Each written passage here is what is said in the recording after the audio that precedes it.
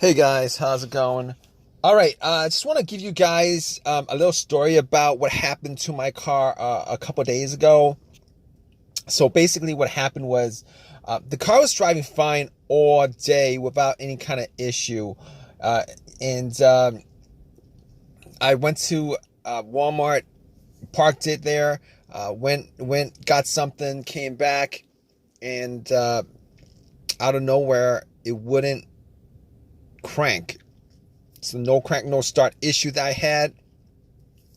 So basically, everything on the dash worked fine.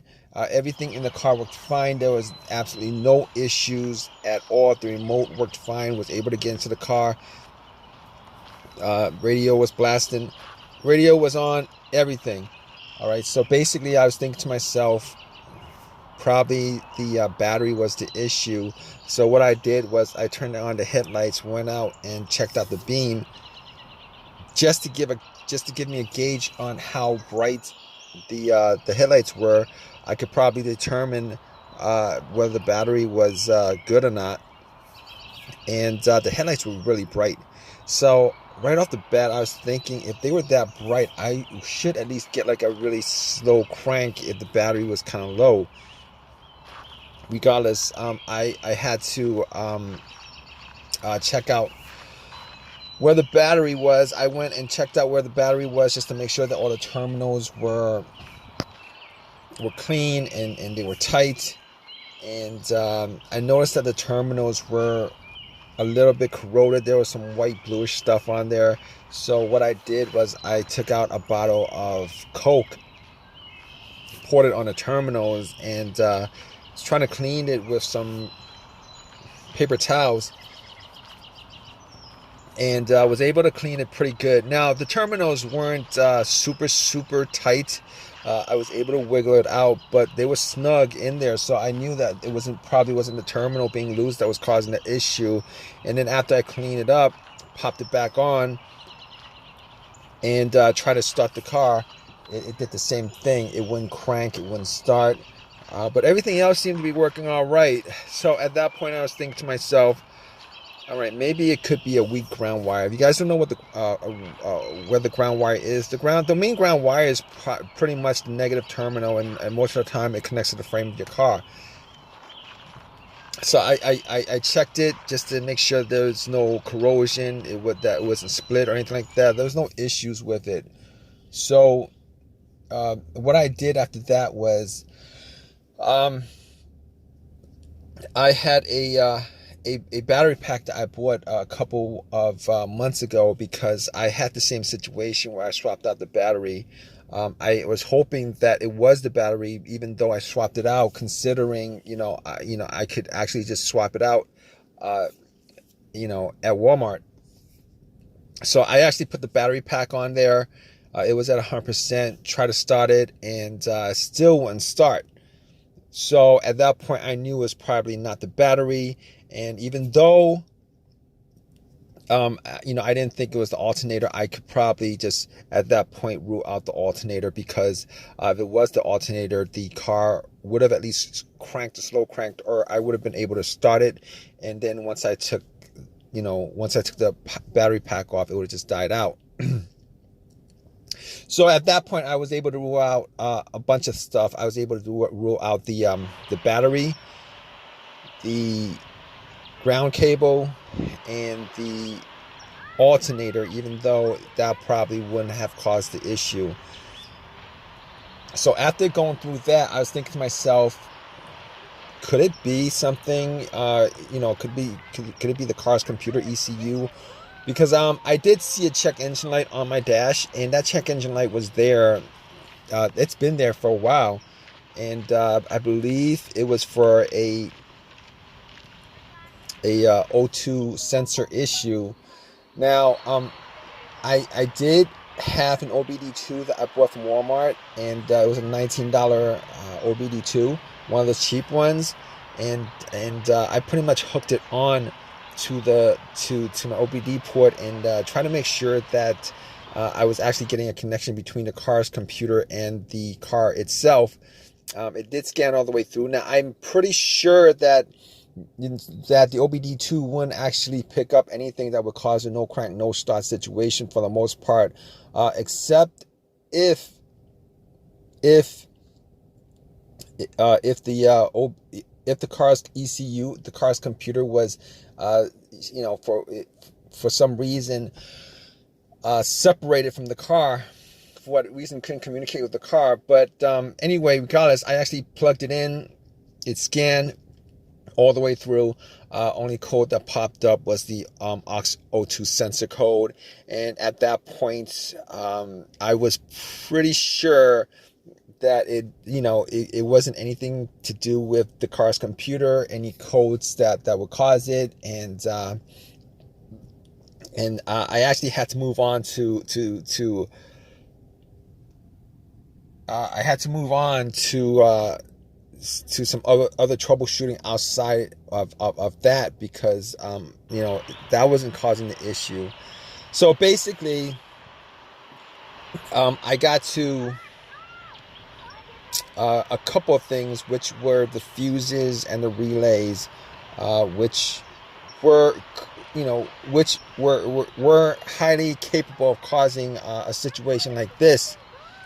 And got to the fuses, checked out all the fuses, just to make sure that none of them were blown. And I was actually looking at them. Now, I didn't have a fuse tester on me. I didn't think it was the fuses. Now, the two situations that I've had where fuse would cause a situation like that, one of those situations was a Honda that I had where the main fuse blew, and I was getting no power throughout the whole entire car. The main fuse was the fuse that connected the battery to the fuse box itself.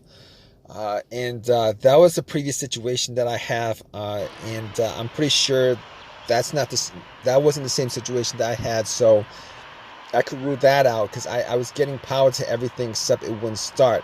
Now, the other situation I had pertaining to a fuse that caused a no start situation was actually a crank no start situation, and I think one of the fuses actually blew. Then that fuse was connected to the ECU or the fuel pump. And I remember once I changed out that fuse, the car would crank, but it wouldn't start. Once I changed out that fuse, it was able to start up. So I could rule out those two situations as being, related to a fuse issue that would cause this situation that I had. So, basically, I could rule those things, the fuses out, and the fuses were pretty clean. I didn't smell any kind of burnt smell, and didn't see any kind of brownish, anything brownish, and a brownish appearance on top. So at that point, I was able to kind of rule out the fuses, not at 100%, but I was able to rule out the fuses for the most part. So basically, at that point, I had a situation where I was maybe, it could have been the relays or the starter. That's what the two situations that came up. But I didn't think it was the starter, because I did switch out the starter about, I would say I switched out the starter about a year and a half ago, and that was, it seemed like it was a starter issue, but I didn't really want it to be a starter issue, considering I only put maybe like 20,000 miles on my car, and I think they should last a lot longer than that. But anyway, before I even went there, I looked at the relays, just to see whether they had issues or not. Now, I couldn't make out whether the relays had issues, but I did get to the starter relay. I pulled it out. It looked like it was a bit dirty or whatever, but I had some rubbing alcohol, put it on some paper towel, and wiped the connectors, put it back in, try to start it. It really didn't do anything. Didn't change up the situation. So I was thinking it was a weird situation, because it would click every time I would I would try to start the car. It would click, but it wouldn't crank. It wouldn't crank at all. Normally when it clicks, it normally means that the relay is working, because that's what the relays do when there's electricity going through, that it clicks to connect the connection, to whatever it's relaying the electricity to. But regardless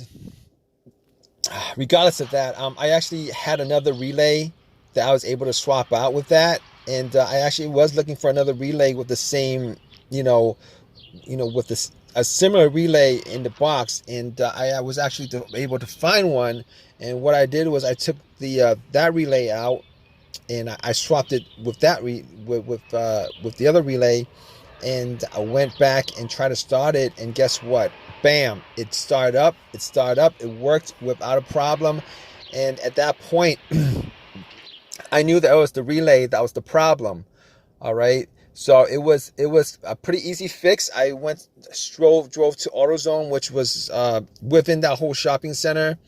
Swapped out the relay, and that was like 3 days ago. Haven't had a situation since. I've been driving the car, turning it on, off, for 3 days. Haven't had that situation at all. So just want to give you guys, just gonna give you guys that story of a quick fix that I had of my car. If you guys are in the same situation, you guys watching this video, hopefully you guys have an easy of a fix as I had on my car. You guys have a comment, leave your comment in the comment section. Please give me a thumbs up. Please subscribe. Like I said, if you guys are in the same situation, just go through the steps that I went through as far as trying to figure out, the situation with my car. And, you guys should be good as far as troubleshooting and diagnosing your particular problem. Take care, guys.